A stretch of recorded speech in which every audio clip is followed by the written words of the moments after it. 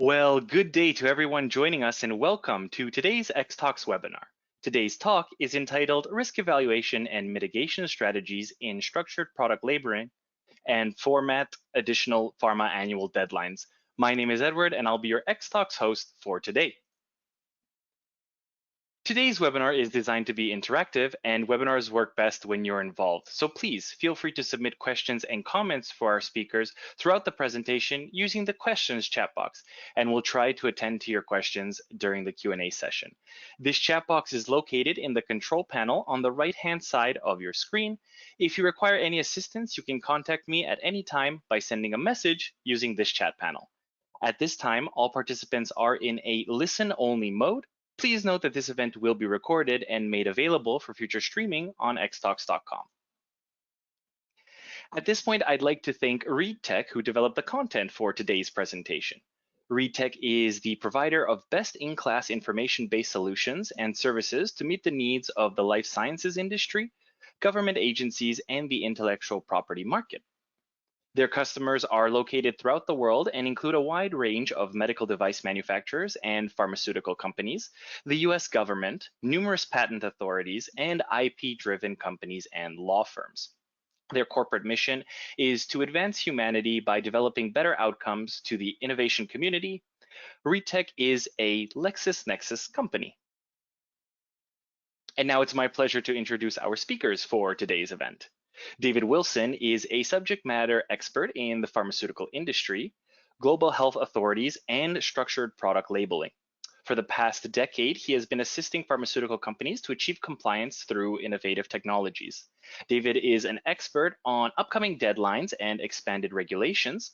He has been a featured speaker for a variety of industry organizations, including IRISS and DIA.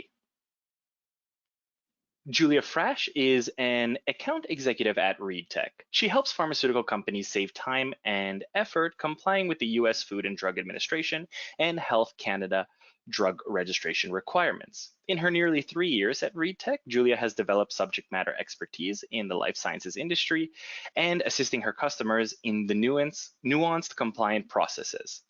And now, without further ado, it is my pleasure to hand the mic and the presentation over to our first speaker, David Wilson, who will be kicking things off. David, you may begin when you're ready. Well, thank you, Eduardo, and great job with the intro there. A lot of acronyms that you fully spoke out there, so kudos to you. But thank you for joining.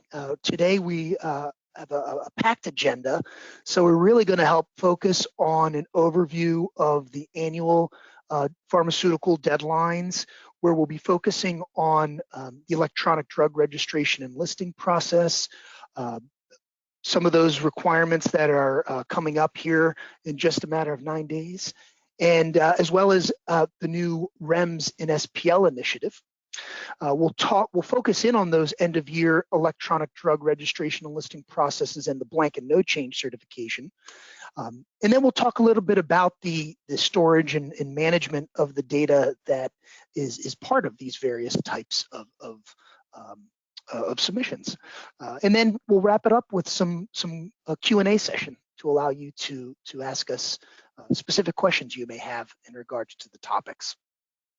But without further ado, really we'll start off with that kind of review of FDA deadlines and so forth. And really when we're looking at the information here, organizations that are getting their drug products submitted to the FDA in this electronic drug registration and listing process, or EDRLS or EDRLS, many organizations that have prescription drugs are really starting and kicking off a lot of that with an approval from the FDA or a marketing authorization. From there, organizations are typically going about the process of registering the facilities that are manufacturing the products, registering the products themselves, and as part of that, registering their organization as a labeler. But then they're also working on many other compliance activities behind the scenes, which include ensuring that your labeling is compliant to health authority standards, Drug Supply Chain Security Act standards, barcoding, and so forth. And so really today, as we go throughout this presentation, like I mentioned, we're going to focus on that EDRL process and really what we are experts in, which is that structured product labeling format, and help you understand some of the tricks of the trade and even some of the items to help ensure you're prepared for this end of year reporting. So really what we wanted to start with here is just a quick refresher on structured product labeling. Right, so structured product labeling is an extensible markup language, or XML, that the Health Level 7 organization had really created in collaboration with the US FDA, which then the FDA has implemented to support many different registration steps for the pharmaceutical and medical device industries. Today, we'll focus on the pharmaceutical side, and the structured product labeling includes various different items here, whether it's the implementation guide or the business rules on the preparation of each file, which is a several hundred-page document how to implement structured product labeling. It includes controlled vocabulary to ensure that industries maintaining a consistent usage of information from product to product. And then it also provides a style sheet or a rendered view so that not just the computer systems at FDA can receive the data, but so that also a human, like those of us today, can review and view this information that's being submitted. And it started off in 2005, where originally it started with the prescription drug labeling. Around 2006 is when FDA created a new labeling standard, or the PLR format. And then that format and then the structured product labeling began kind of going downstream to the other areas within, or the other kind of verticals within the life science or pharmaceutical industry, animal health, biologics and vaccines. And then around the 2009 timeframe is when our friends in the over-the-counter industry began submitting their product labeling and listing in SPL XML. So as we go through the process, really some of the next key milestones that relate to the electronic drug registration and listing service happened in 2017, when FDA made an update to the final labeling rule that really shook industry up a bit, right? It now, not only did you have to register these products, but now you have to maintain and keep these product label listings compliant year over year. So it added a lot of complexity to our jobs as in regulatory affairs, right? Gave us a lot of job security, I'd like to think. And then coming up soon here in 2022, in December timeframe, we'll touch a bit on REMS, or risk evaluation mitigation strategies in SPL. Now we won't, I do want to make sure that everyone is aware that REMS isn't necessarily part of this annual requirement that year over year everyone's going to have to do this, right? REMS is specifically for those products that are the riskiest products, human prescription drugs that are out there in industry. And we'll talk a bit more about REMS as we go. But the idea and the concept is we're talking about it here in 2022 because this is the first time that it's required in structured product labeling format. Now, this slide talks a little, or shows a little bit about the annual submission timeline, right? We like to just show, well, how did we get here in almost the tail end of Q3? And as we look at this this timeline here, this could be a typical timeline for an organization, right? We have a little question mark hovering over LDR, right? Because this is specific for those organizations that have biologics and vaccines. In April is when the FDA is expecting the drug volume reports. Now, again, that's not a mandatory submission quite yet, but it is suggested. And then as we look through, there are several different milestones in which we need to, depending on the the vertical and industry we're working in, we need to comply with. But again, what we'll be focusing on is the Q4 end of year reporting, which includes the registrations of manufacturing facilities or establishment registrations, the drug label listing updates, along with the blanket no change certification of drug listings. So along those lines, I'll take a quick pause. Edward, I'll kick it back over to you because I believe we have a poll question. Yep, that's correct. Thanks so much, David. We do, in fact, have our first poll question of the day, and I have launched that right now for our audience to vote on. Audience members, you can vote on this poll in real time right now, so we do encourage everyone to do so.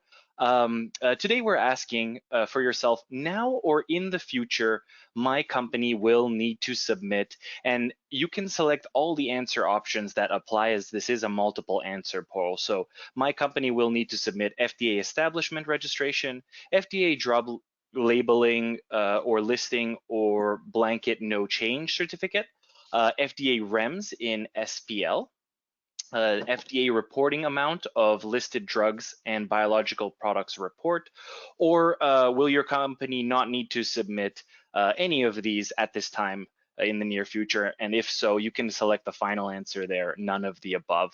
So once more, I'm just going to give the audience a little bit of time here to vote. Again, now or in the future, my company will need to submit FDA establishment registration, FDA drug labeling or listing or blanket no change certificate, FDA REMS in SPL, FDA reporting amount of listed drugs and biological products, or none of the above. Looks like most of you are voting, so we do appreciate that. This is a multiple answer vote, so I'll give you all just a few more seconds here, and then we'll go ahead and have a look at those live results. All right, I think that just about clears it. Thank you everyone so much for voting, much appreciated. Let's have a look at those results there. So David, the most voted for answer here was their company will need to submit FDA drug labeling or listing or blanket no change certificate at 68% out of the 100%. The second most selected answer was FDA establishment registration at 55%. And then after that, we have FDA reporting amount of listed drugs and biological product report. And then afterwards, we have FDA REMS in SPL at 27%, and then 14% also selected none of the above. So very interesting there. Again, thanks all for voting. I'll close down that poll and pass it back over to David. Great, thanks, Eduardo. Or Edward, sorry. And that, I think that's pretty consistent, right? Those of us attending a end of year requirements webinar are required to submit. So thanks for participating in the poll. So really, we'll dive in, feet first, right into FDA drug year-end requirements. I say feet first because it's kind of like scuba diving, right? You just keep going and you find more and more and more as you go along. But really, we'll touch a bit upon each of these file formats. And again, like I said, at the end, we'll touch on risk evaluation and mitigation strategies. While it's not part of this EDRL activity, it is a structured product labeling file. Great, so I think I said it earlier, right? 9 days until this window opens up. So that's one of the most important things I like to point out is if you submit an establishment registration, a blanket no change file before October 1st, it's not going to certify any of the information for next year. However, if you submit a drug listing file before then, it will. So it is nuanced, it is sometimes confusing, but we'll touch upon some of those nuances as we continue through here. So this slide isn't necessarily new to us. We saw some of this information earlier, but again, like I said, it's December 28th, 2022 is when that risk evaluation mitigation strategy kicks in for structured product labeling. Now, before we get diving into each of the aspects of it, I always like to touch upon where the information goes once drug listings are submitted, and then also talking about how those resources can be used to then ensure compliance year over year. So once we drug list or once we submit a drug listing to the US FDA, the data ends up in the National Drug Code Directory. It ends up in Daily Med, the National Library of Medicine's Daily Med, and then several different databases that the FDA and other government agencies utilize for their processes, whether it be Centers of Medicare, Medicaid, whether it's products coming in through customs, things like that. This is a screenshot here, and we have the source to FDA's NDC directory website above, where you can either search the National Drug Code for the information. I prefer using the database file because you can kind of see everything and use filters to sift through the information. If you are a manufacturer of unfinished goods or active pharmaceutical ingredients, that's where you'd go to that database file to pull the information. And then the last link that I have highlighted here is what I call the naughty list, or the NDC database excluded drug database file. This is a list of all of the drug listings and NDC codes and the organizations who have registered those NDC codes that are technically out of compliant with those products, and FDA has proactively moved them into that excluded space. This doesn't mean necessarily that it was because you missed the process last year, right? At any point in time, the FDA can move products into the excluded list in a calendar year. We'll talk a little bit more about that in just a moment.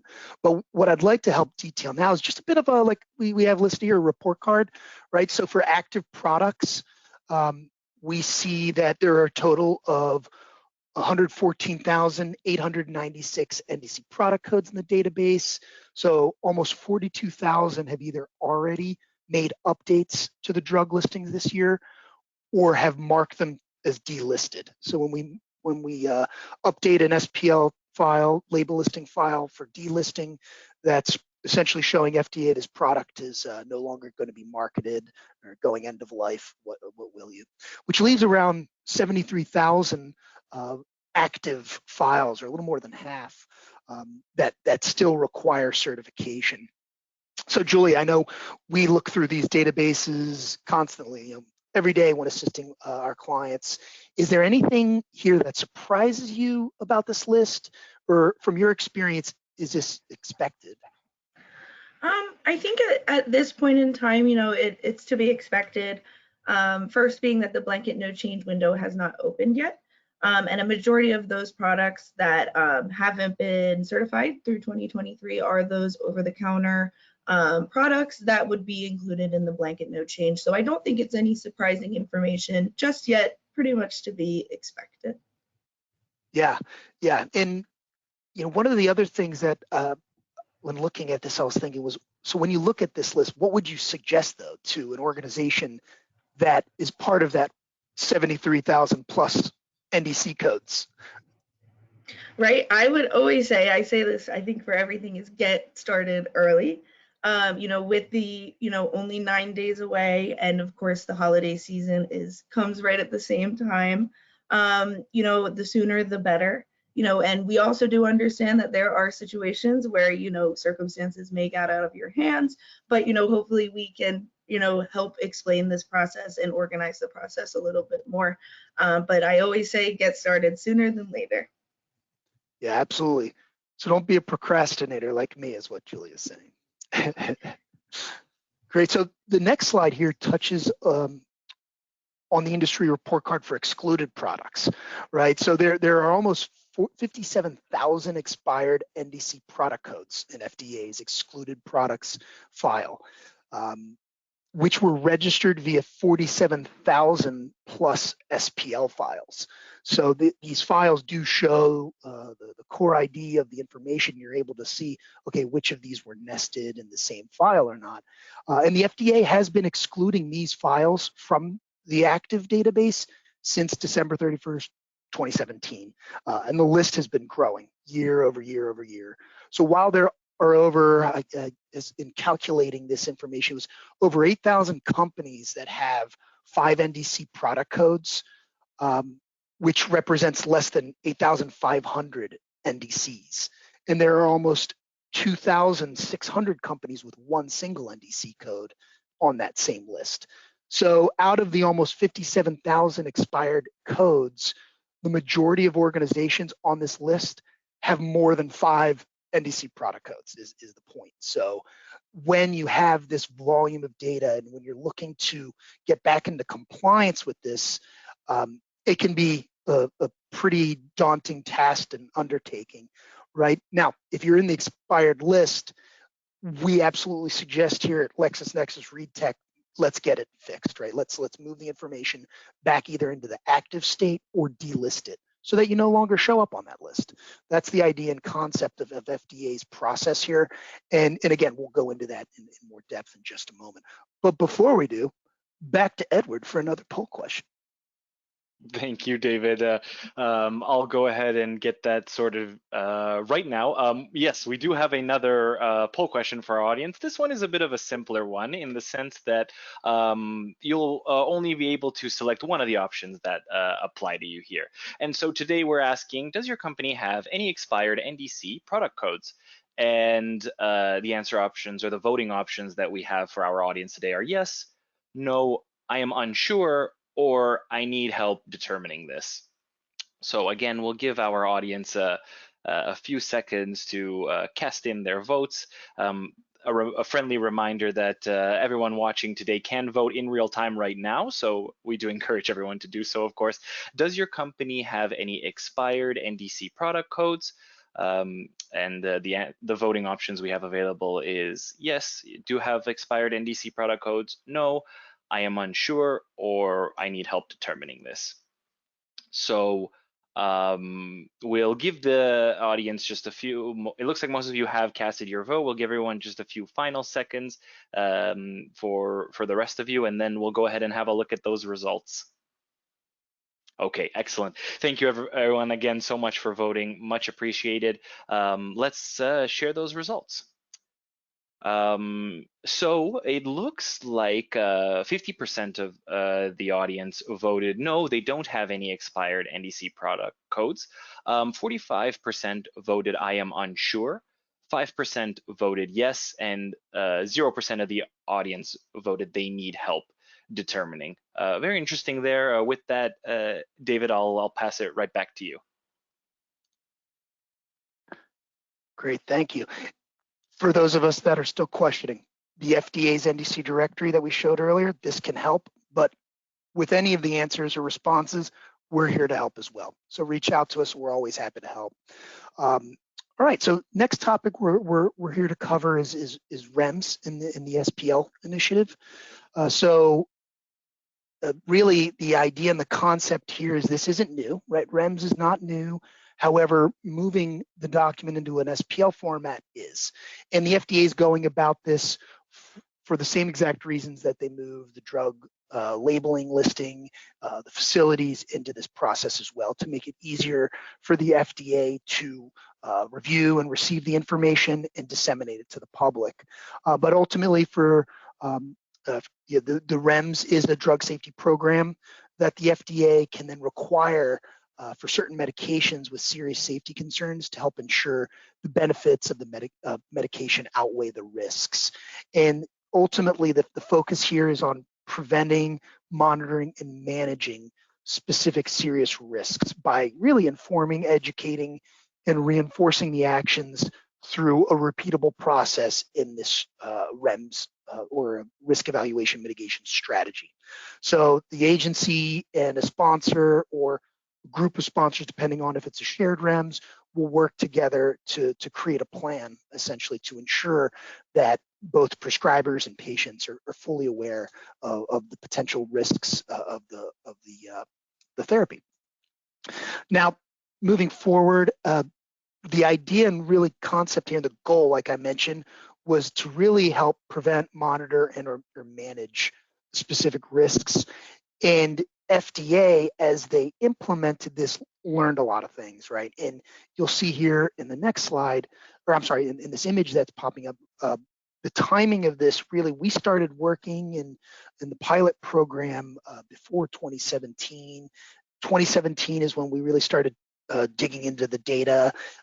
There were some changes after it had become a voluntary stage. And then now here we come, approach end of this year is where FDA is mandating REMS and SPL. But to start, it's required for only for new and modified REMS. So if you don't have if you have an existing REMS and you don't have any changes to make to it, before the end of the year, it's not required in REMS yet. I mean, in SPL yet. However, if you are anticipating a change before the end of the year, a lot of our clients are proactively moving it to that format. And really, I mentioned this earlier, some of those benefits are really that the PDF has its shortcomings, right? It's not that friendly for downstream use and really for the computer use, really for systems to be able to access it and pull it. It's really the goals that are expected out of this that I believe, to be some of the most helpful pieces is it will really help with accessing the information. It does add a REMS participant summary. We'll talk a bit about kind of what's different in the next slide in the table, but ultimately it's really helped to for facilitate FDA review and then that goal of improving patient safety. Now, what's new, right? So I'll start with the nose. So the REMS document, the narrative of the REMS, that's not new. That's something you've already had if you have a REMS. REMS material or the supporting materials, not new. That's all part of what you've already been doing. What is new though is the actual coding into XML or structured product labeling XML. So having a header information that's coded into the file, that's new. Product data elements, this is new, and this is what can sometimes be the trickiest part of gathering, right? Because you already have the REMS document, the REMS material, but when it does come to that REMS document, you'll want to make sure that you're aligning that document to how the XML is coded. And then the REMS participant summary is also a new requirement here. So when moving to SPL, there's a coded set of tables that go into REMS and SPL that essentially kind of shows the activities and the documents or REMS materials that are being distributed throughout the, think of the life cycle as from once prescribed to when patient is administered or taking the medication or therapy. Great, so that really wraps up REMS. Again, like I said, it is REMS and SPL is new. It's not part of our standard kind of EDRLS end of year reporting. It's specific to those organizations who have a product that has a REMS, a risk evaluation mitigation strategy. And the next set of slides will really focus on is the blanket no change certification and the process. So what I always like to start with blanket no change certification is drug listings, right? So every active drug listing file with the FDA, so any electronic drug listing you've submitted that registered an NDC code, whether you are a manufacturer with manufacturer's listings or manufacturer's listings for if you're acting as a contract manufacturer, or even those distributors listings, the FDA expects all of these listings to be either updated or certified in the calendar year. And the certification starts October 1st and it ends December 31st of the calendar year. So this drug listing certification is a statement confirming that all products have been reviewed and deemed accurate and up to date. They must be submitted in electronic SPL. So both the listings and the blanket no change certification are all required in this SPL format. And you may include multiple NDC codes in one single blanket no change certification file. So that's one of that in 2017 when this process was new, originally it was like, wait, we have to certify every product. And immediately our minds went to what? We have to submit a drug listing for every product? No, the blanket no change certification allows you to submit bulk NDC codes in a single SPL file. Now the idea is it's the NDC product codes, so you're not submitting in that certification file each and every packaging configuration of those products. and ultimately there's some criteria though, right? So if it's a newly listed product in this calendar year, it doesn't have to be included because that's actually certified through the next year. Now, if your drug product, if you determine, okay, this is no longer in commercial distribution, we've sunset that product, you're going to want to delist it. And the delisting activity will update the listing, but also remove it from FDA's radar for this annual certification period, even if that delisting marketing end date is a future date. So it could be a date in 2030 when you know that that's maybe the date of last expiration of the last manufactured lot. It removes it from this annual certification process. If a drug product is updated, drug listing is updated in the calendar year, that checks off the box for the certification. Now, if a product has expired, in let's say last year there was some hiccup in a drug listing or set of drug listings didn't get certified, if that product listing is expired, you need to fix the drug listing. You're not actually going to be able to include it in a blanket no change certification. And then the other piece along that is if it has a data deficiency. So I was talking earlier about at any point in the year, the FDA could potentially move a product to expired for many different reasons. That's what we mean here, right? When there's a data deficiency that FDA has actually moved a listing to expired, typically you're going to find a scenario where, okay, and usually what we hear from clients is, hey, something failed in our certification. What was it? And then we start saying, oh, it's because there was a data deficiency. Let's go back and review that deficiency and fix it. And so that type of deficiency requires an update to the drug listing, and it can't be included in a blanket no change certification. But yeah, like I said, every active drug listing applies. Now, the only ones that don't, sorry for not mentioning this, is CVM's listed products, so animal health products. They have their own process with the CVM. So from my understanding, it's a matter of submitting to them a spreadsheet. So it's not necessarily in structured product labeling format. Now, when we get to that criteria, right, what the statement we're making by certifying a product is really certifying that nothing has changed from the labeling perspective, from the manufacturer's perspective. So what we see is there's kind of a mix of manufacturers, repackagers, relabelers, contract manufacturers, or even private label distributors. And we've even seen U.S. agents or authorized agents in consultants and importers submitting this information on behalf of a client, right? So the most important part of this slide is to let you know it can be nuanced. You may have different scenarios with different partners, and you should make sure that it's crystal clear before the end of this deadline of who's doing what. Now, part of the data, and when we look at this, they're really at the beginning. It's pretty self-explanatory in that you're providing the NDC product codes in there, but this is one of the areas where we get the most questions. Is there's a field where you have to enter as an authorized agent, and then a field where you have to enter the manufacturing establishment, the product data. So authorized agent is essentially, what we look at is it's whomever is submitting that file or whomever is preparing the data for that file. So the clients that we work with, ABC companies preparing the data for their products, and they manufacture, right? ABC companies, the company name, it's ABC companies DUNS number, and then the contact name, phone number, and email address of who's responsible for that information should FDA need to contact them. Now, in a scenario where, let's say XYZ company manufactures for ABC company, we've also seen scenarios where XYZ company is then the authorized agent submitting on behalf of ABC. So it's there's no right or wrong way of doing it.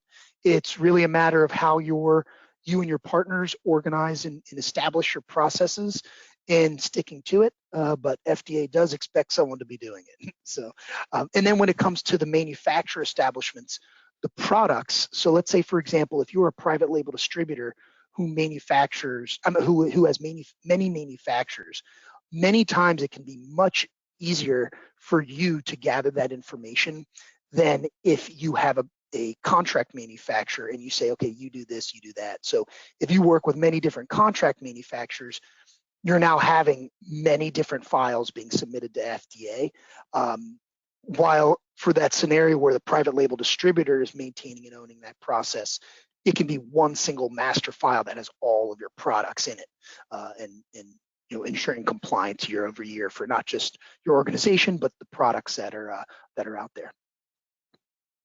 So when it comes to the steps, really identifying the labels and the NDC codes that need to be certified, step one, right? Like I said, you don't have to include products that are already certified, but you can. Determining the status of these products. Are they active? Are they inactive? Is there a data discrepancy? Do we need to move something that has an issue out of our blanket no change certification process and independently drug list that file to correct it? Preparing and submitting the blanket no change certification file. And then hopefully you pass go and you can go on to your holiday. If not, if there are any errors, working to correct them, right? Typically the errors we'll see is there's a data discrepancy or a product is in the inactive state and it needs to be corrected first. So you move that out. And then submitting the updates. Now, Julia, when we look at that process, I know there's many kind of scenarios that we can see, but when it comes to like the data discrepancies or the or even the expired listings, what do you suggest? I mean, one thing you'd suggest to us as far as like what to keep in mind here? I think the first and maybe the easiest is to make sure that all of the contact information is correct on that labeler code request or the labeler code that you have assigned. I think often, or maybe not often, sometimes organizations will not have the correct contact in there. So the FDA is sending them notifications to somebody who is no longer with the company about a product that is expired or delisted or anything under the sun. And the organization, those that are still remaining at the organization are not getting that contact information or getting that information from the FDA. So they really have no clue of what's going on. So I think making sure that information is correct and then doing those respective adjustments is a good first step to making sure everything is kind of where it needs to be. Yeah, that's a great point. I know we get asked pretty frequently when an organization's first registering for a labeler code, well, whose information should go here? And one of the things I like to suggest is the phone number does need to be the direct phone number to the point of contact, but an organization can create a like a group email like regulatory@abccompany.com. So that way it's monitored by many instead of just a single point of contact that could either potentially miss an email, it could get flagged by like a spam or junk filter, or if the person leaves the organization and like Julia said, you didn't make that update, that could lead to a lot of issues. Great, thanks. And now the other key point I always like to make here with the listing certification timelines, and this is for not just listing, but the end of year EDRL process, is when we're looking at the timeline here, the establishment registration, if an organization misses the window, you can just submit that establishment registration and it'll cert. So let's say December 31st rolls around, you didn't do it. January 1st, if you submit it, it's certified, it registers that facility immediately. With the blanket no change certification, it's a firm window. So if you miss the window, you cannot blanket no change certify the products, and you'll actually have to update each and every individual listing to ensure that those NDC codes and those product listings are active and in compliance. So yes, like Julia said earlier, proactively reviewing this information and getting it through as quickly and easily as you can, great, right? What I'd suggest is many times we work with organizations to work on the blanket no change certification, and we say, well, let's start now. Let's review those, each of your listings, but in your list, but let's start taking the ones that can be certified right away and certify them. And then we'll take the second step is, all right, let's drug list what needs to be updated. Right, so again, going back to kind of that idea and the concept of when we go through that type of review with an organization, from a checklist perspective, we're looking at, are the NDC products code, or are they checked? Are these still active? Are these products still in the market? And has anything changed? And the related SPL listing files, are they current to validation rules and so forth? Does anything need to be updated, right? Did a manufacturer change the information that's in their establishment registration that would then cause a discrepancy with our listing data and how we reference them as a manufacturer? That's something we see come up pretty frequently. And then same item goes with this next bullet. So ultimately, there's many steps throughout this process that as you check them off, you can then say, all right, we're good to go. Now, if the certification fails, right, any error found in the cross-check will cause the complete file to fail. So if you submit this file, FDA, if you're not going to receive it, or it's not going to go through unless everything is clean. So as a result, none of those listed NDCs will be certified. So remediation here, right? In the XML coding of the whether it's the gateway submission in the XML that comes back from the gateway will notify you that, okay, here are the specific errors that were identified in the cross-validation. What we suggest then for many of our clients is let's remove those right away because there's some type of issue. Let's fix that blank and no change file and then resubmit. Let's see how it goes. And if there's any more errors identified, correct those. And then from there, once that has been corrected, you can start correcting the label listing issues, or it might even be potentially other SPL files like an establishment registration that's triggering the issue, and correcting that first before you go ahead. So what we have seen in the past is even a facility registration may have not been registered in a previous year, right? So we saw this pretty frequently during the pandemic when organizations worked with manufacturers of hand sanitizers, and then those hand sanitizer manufacturers may have been either confused by the FDA's temporary guidance that kind of read like, you don't have to do any of this, but there was a requirement to drug list. And if those manufacturers had establishment registrations, and if they're still continuing to manufacture, they have to make sure that those are still in there. So yeah, ideas, ensuring kind of going through that process of submit or prepare, submit, check, prepare, submit, check until it's all complete. Now, what happens when we miss that? If the drug listings don't get certified, right? If we miss it, like I mentioned, beyond December 31st, those listings that didn't get certified are now expired. And there's an impact to this, right? That expiration of those listings, those product listings are now deemed, and those products are now deemed as by FDA as misbranded.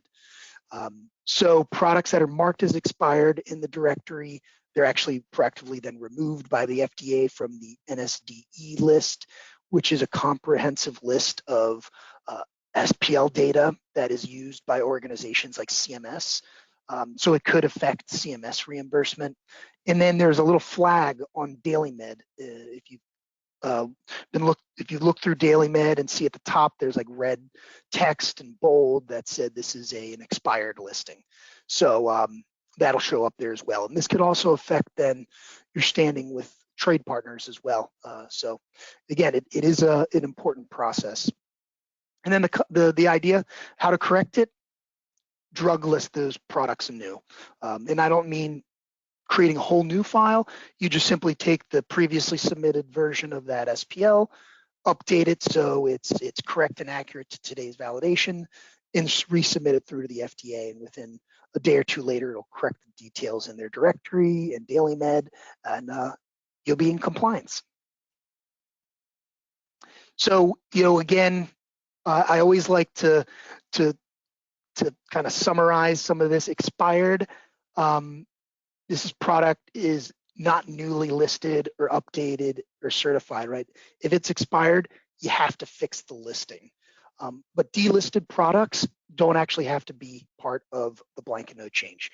So delisted products, while you don't want to forget about them, they don't have to be included in this end of year activity unless what you're doing is delisting the product in 2022. And then I always like this quote, Paul Lobeck of FDA during the SPL Jamboree back in 2017, when this was a new process, said, hey, don't let a product go expired be your lazy way of delisting it. You know, it still shows up on FDA's databases. And if you no longer distribute or manufacture a certain product or any products, you're going to want to get it off of that radar. And then recently we attended RAP's regulatory affairs convergence. And during one of the sessions that was primarily focusing on over-the-counter products, the director of the center there had mentioned that OMUFA fees, right? This was something that was relatively new a couple years back. It was passed as part of the CARES Act, the Over-the-Counter Monograph User Fee Act. If those OMUFA fees are not paid, your products are considered misbranded. So we haven't yet seen that leading to product listings moving to an expired state, but we wanted to take this moment to let you know that if those fees are lingering out there and if you are on their delinquent list, the FDA is considering those products that you manufacture as misbranded. So something we wanted to share with you to ensure that you check off all your boxes on your checklist for end of year compliance. Now, Julia, without further ado, I'd like you to help us go through some of the processes and some of the concepts here of data storage and management. And if you could just let me know when you're ready, we'll skip to the next slide, all right? Yeah, all good. Great. All right. So, you know, as Dave has mentioned prior, you know, and I myself, it's good to have a good system down for, you know, managing your data and making sure everything's where it needs to be. So just for an example, you know, say you were reviewing your portfolio throughout the year, which, you know, everybody should hopefully be doing. You know, if you found, oh, wait, one of our manufacturers' establishment did change, and that potentially affected a handful of products and their drug listings. So, you know, you'll have to update those drug listings, submit them through the FDA, and then make sure all of those NDAC codes that were affected are done, you know, certified and good to go. Now, if you do decide to update them throughout the year, they wouldn't be included in that. They don't have to be included in your end of the year blanket no change because it's, you know, technically in the FDA's technical file, it will satisfy that requirement.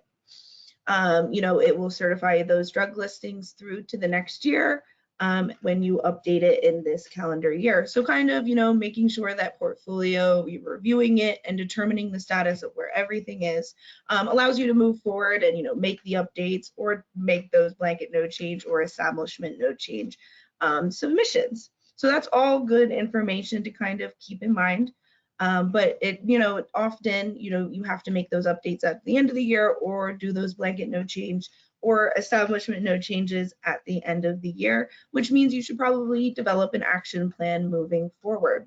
Actually, in the appendix of this presentation, we have put together a lot of really good information about an action plan and about developing that action plan to make sure, you know, you can review your portfolio accurately, you know, review the establishment facilities that things are being manufactured at and all of the label listings. And then, of course, going through and executing that plan, you know, making any changes needed, again, completing that establishment no change, the blanket no change. You know, the next step is to verify that everything has passed validation and was submitted successfully. So you can do that by, you know, checking the FDA's databases or Daily Med, just seeing if anything needs to be remediated. And what we have done with a lot of our clients who have had changes that may have impacted a lot of products or even just a few reasonable number of products is we make the process much easier by implementing a data management tool. to do this. You know, at ReadTech, we have single source for drug products, which really allows our clients to help manage, thank you, that data flow, as mentioned before. And so this slide really shows, again, that flow of information. But with ReadTech in the middle, our software allows you to manage all of that data, submit quicker quicker updates to the FDA, drug listings, and of course, run reports to facilitate other regulatory and compliance obligations like the blanket no change certification. You know, we also provide a tool called Navigator for Drug Labels, which allows organizations to, you know, compare and contrast drug labels, perhaps labels of your own or from competitors. You know, that tool really facilitates a lot of different types of drug label research in a way easier and quicker manner. So both of these tools are kind of there to facilitate a quicker and easier process. The other thing I want to point out is that single source could essentially be very, very helpful in a situation, say you were a contract manufacturer, you know, especially when it comes time to validating if everything is correct and good to go. You know, it isn't always accessible on those public databases, so you can't just type in and make sure everything looks right. However, if everything was in single source, you would have a single location to view all of your files and all of their associated information.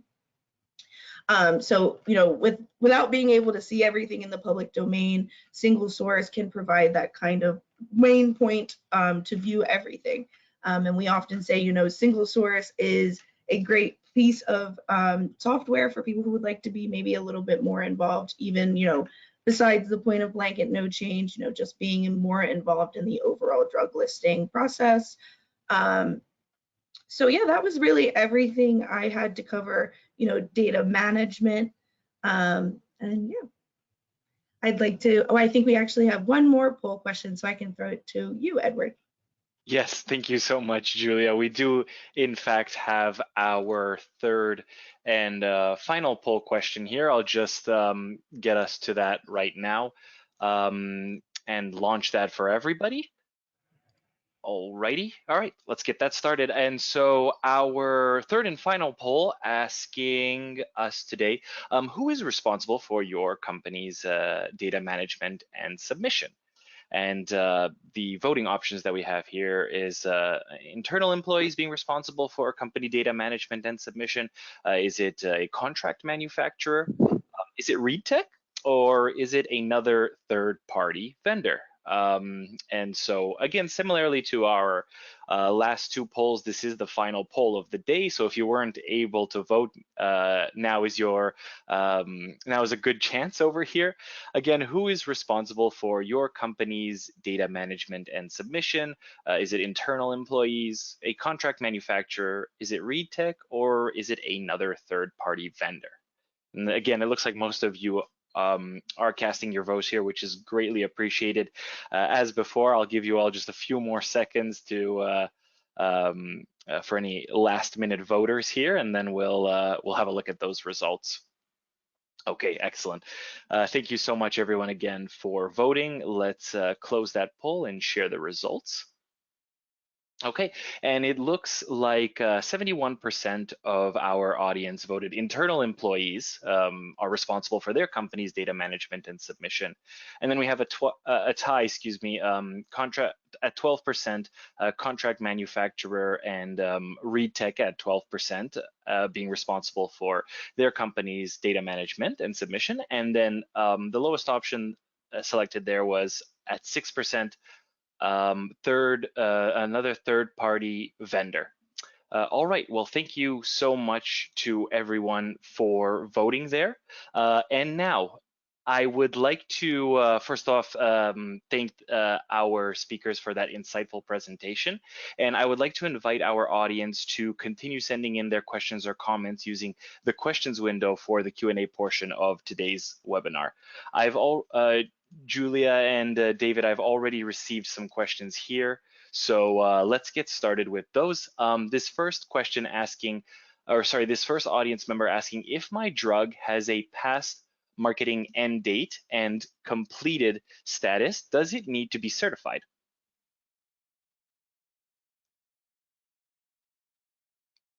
Julie, you want to take that one? Sure. No, it does not. If it has its marketing end date in there and everything is good to go, you do not have to have it certified past that date.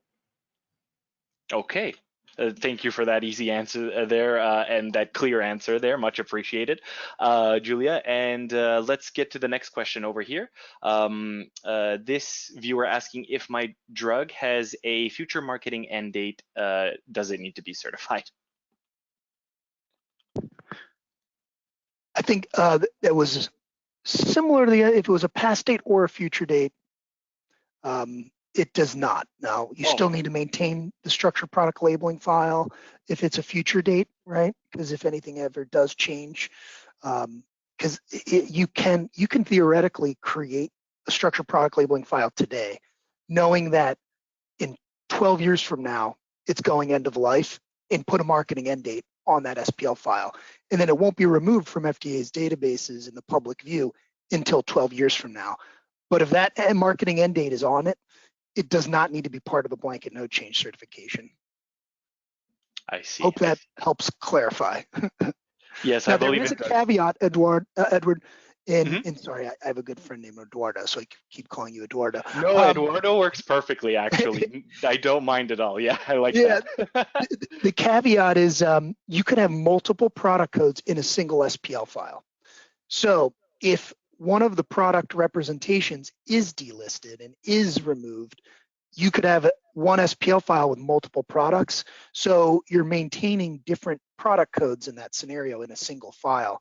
So when that's the scenario, that product code that has been delisted and with a marketing end date doesn't need to be included. However, the other product codes, NDC product codes that haven't been marked do still need to be maintained. I see, I see. Okay, thank you so much, David, for clarifying that. Greatly appreciated. Another question for our speakers here. When should I start preparing for the FDA REMS and SPL deadline? Well, Julie, this goes right along with that other question I asked you earlier. What do you think? I think the sooner the better. So as soon as possible. I think that's to be said probably for everything. And I think if anybody asks that question about anything, we would probably say as soon as possible. It's better to get confused now and have time to work with that confusion, and rather than being very close to a deadline and feeling both confused as well as stressed for time. And that's why we're here to help you through that confusion as well. Yeah, and I'll add to that.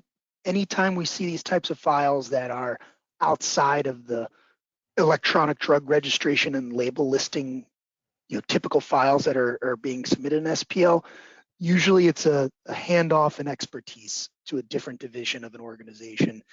And that's the key, right? Is helping educate your colleagues that may not be working in SPL XML all day or on a weekly basis, whatever it may be, helping ensure that they understand it as well. So them as the experts in the REMS can help get this accomplished in a timely manner.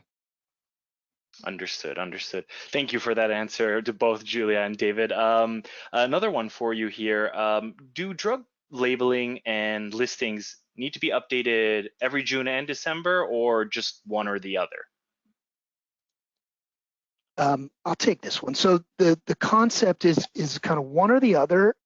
FDA does expect any labeling changes in the first half of the year to be submitted in that June, end of June deadline. And it's not necessarily a deadline, it's just in end of June. So if there are changes made to your labeling and the information that goes in your label listings, they're expecting you to submit it then. However, if you didn't, end of December is when you need to be doing it. Understood, understood. Thank you for that answer, David. Much appreciated. Another one for both of you here. How can I find out the status of my products, whether it be expired, active, delisted, things along those lines? Yeah, so the NDC directory is a really good resource for this.